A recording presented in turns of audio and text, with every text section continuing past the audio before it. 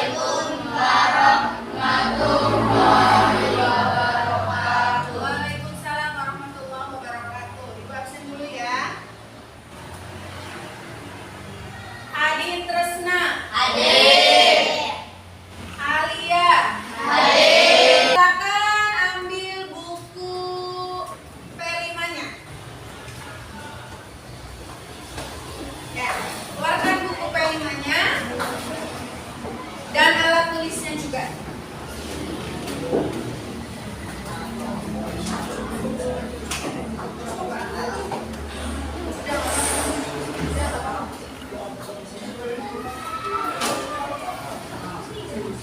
Oke, sudah diambil semua? Sudah. Hari ini kita di pertemuan pertama untuk pelajaran P5. Apa itu P5? P5 itu pelajar profil pelajar Pancasila. Nah, di mana P5 ini kita akan membahas tentang kearifan lokal. Kearifan lokalnya itu menyangkut kebudayaan atau permainan tradisional. Nah, hari ini kita apa sih Bu permainan tradisional itu? Permainan tradisional itu adalah permainan yang berasal dari daerah. Ya, yang berasal dari daerah, yang permainannya juga berasal dari daerah, yang alat-alatnya juga berasal dari daerah masing-masing atau daerah setempat. Nah, salah satu permainan tradisional yaitu ada bentengan. Kalian pernah nggak main bentengan? Pernah. Apa sih bentengan tuh? Bola. Ada lagi? Apa bentengan tuh? Belum ada yang tahu? Oke, Ibu kasih tahu. Lihat ke depan. Nah, sebelum mengetahui apa itu bentengan, kita belajar dulu sejarah bentengannya. Bentengan adalah permainan yang dimainkan oleh dua grup. Nah, masing-masing terdiri dari 4 sampai 8 orang. Jadi bentengan itu permainan yang bergrup, berkelompok. Nah, terdiri dari bisa 4 orang, bisa 8 orang, bisa 6 orang, 7 orang, 5 orang. Yang penting tidak melebihi 8 orang. Minimalnya 4 orang, maksimalnya 8 orang. Nah, masing-masing grup memilih satu tempat markas. Nah, biasanya sebuah tiang, batu, atau pilar sebagai bentengnya. Jadi setiap grup itu punya markasnya sendiri. Ada yang misal grup A markasnya sebelah sana, grup B-nya markasnya sebelah sana. Apa sih Bu markasnya? Markasnya itu bisa berupa pertanda batu, atau gundukan pasir, atau tiang biasa yang seperti main sepak bola, tiang kanan kiri itu bisa dijadikan sebagai markas benteng. Nah, kemudian asal usul permainan bentengan ini belum diketahui sampai sekarang. Asalnya itu dari mana? Tapi permainan ini sudah ada sejak zaman dahulu. Berarti sudah zaman dahulu, waktu Ibu dulu kecil, zaman SD juga Ibu bersama teman-teman main bentengan.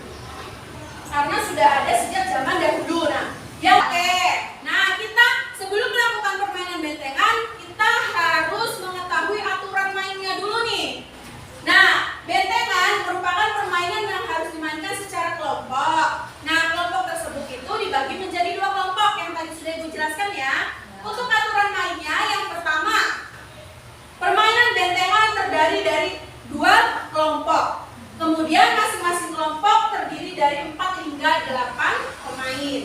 Yang kedua, permainan ini dilakukan dengan menjaga banteng yang berbentuk tonggak tiang kayu atau bambu. Tonggak tersebut dijadikan sebagai base camp masing-masing kelompok. Yang kayak tadi tuh yang Ibu jelaskan, setiap kelompok itu harus punya benteng, harus punya base camp yang harus dijaga oleh setiap kelompok itu. Kemudian yang ketiga, permainan bentengan yang keluar dari base camp dianggap menyerbu lawan terlebih dahulu.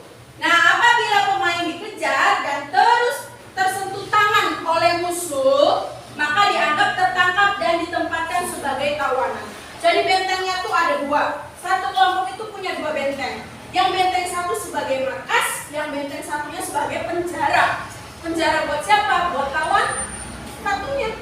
Jadi ketika permainan yang pertama itu kalau di sini kan lebih terkenalnya humpimpa, tahu nggak humpimpa? Jadi kalau yang tutup itu dia kelompoknya tutup semua. Kalau yang terbuka kelompoknya terbuka semua. Nah, kemudian satu ketua kelompok itu suit untuk menentukan siapa yang main duluan.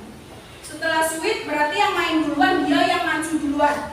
Dia yang menyerang bentengnya lawan. Kalau misalkan bentengnya lawan menyerang lagi dan kena, misal ketampel tangan atau ketampel pundak atau baju atau punduk, berarti lawan tersebut akan ditangkap dan ditaruh di penjara itu.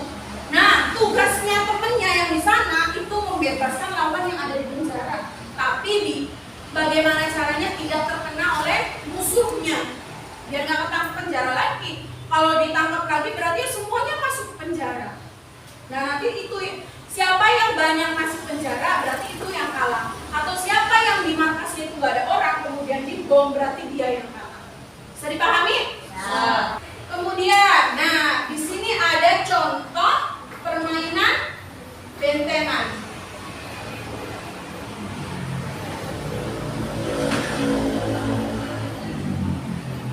Oke, coba kita perhatikan sama-sama bagaimana sih Bu permainan bentengan itu.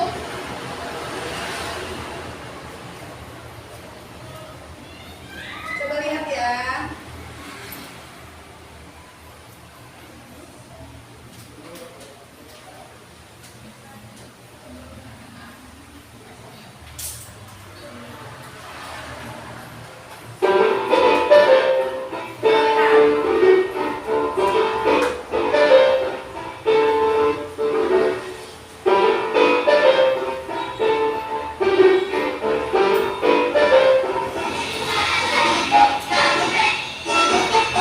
Sudah ada gambaran?